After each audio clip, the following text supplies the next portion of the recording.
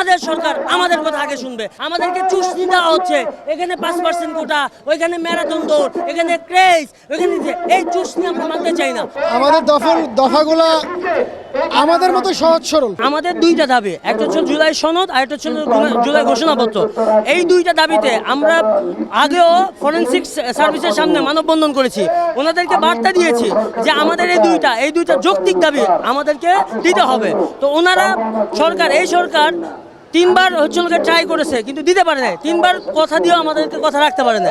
এই জন্য আমরা ফরেনসিকে গিয়ে বলেছিলাম, ফরেনসিক ইয়ার সামনে গিয়ে বলেছিলাম যে যদি 30 তারিখের মধ্যে আমাদের সনদ এবং ঘোষণাপত্র না দেওয়া হয়, সাংবিধানিকভাবে লিপিবদ্ধ না করা হয়, তাহলে আমরা শাহবাগ পুরোটা ব্লক করে দেব। জীবন অবাক না করলে কে করবে? 28% মিল্ক ফ্যাটের অবাক করার সাথে ফ্রেশ মিল্ক পাউডার। জীবন অবাক করুক প্রতিদিন। তারা জানেন যে কারা এই জুলাই ঘোষণাতে বাধা দিচ্ছে।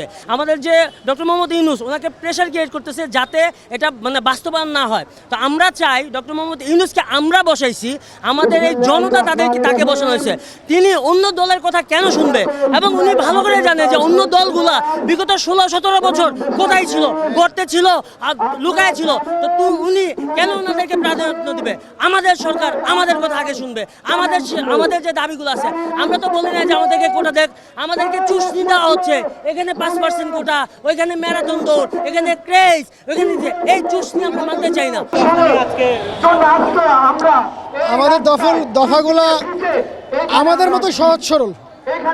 আমরা সেই সমস্ত নাগরিক বাংলাদেশের যারা কিনা দেশকে বাঁচাবো বলে, দেশের মানুষকে একটা সুন্দর রাষ্ট্র উপহার দেব বলে স্বৈরাচার শেখ হাসিনাকে 17 বছর ক্ষমতা থাকার পর রাজনৈতিক দলগুলো যখন বারবার ব্যর্থ হচ্ছিল, আমরা সেই সমস্ত জুলাই যোদ্ধা যারা রাজপথে এসে দেশকে স্বাধীন করেছি।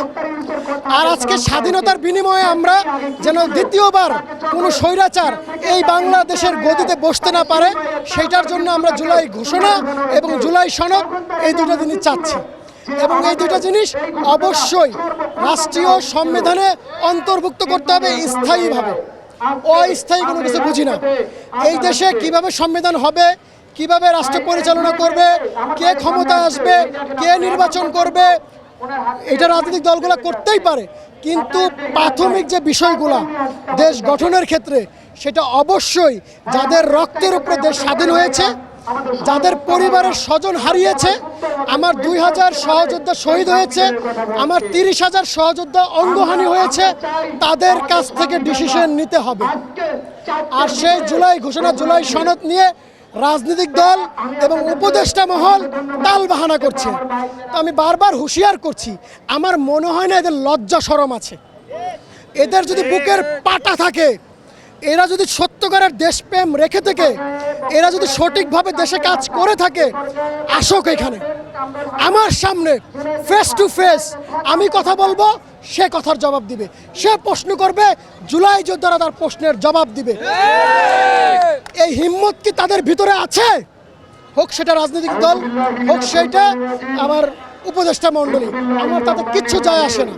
তো যারা তালবাহানা করছেন, লাইনে আসেন, লাইনের বাইরে যাবেন একদম কিন্তু সিরিয়াল। স্বৈরাচার শেখ হাসিনা যেই পথে গিয়েছে, আপনি সেই পথে যাওয়ার পথ খুঁজে পাবেন না।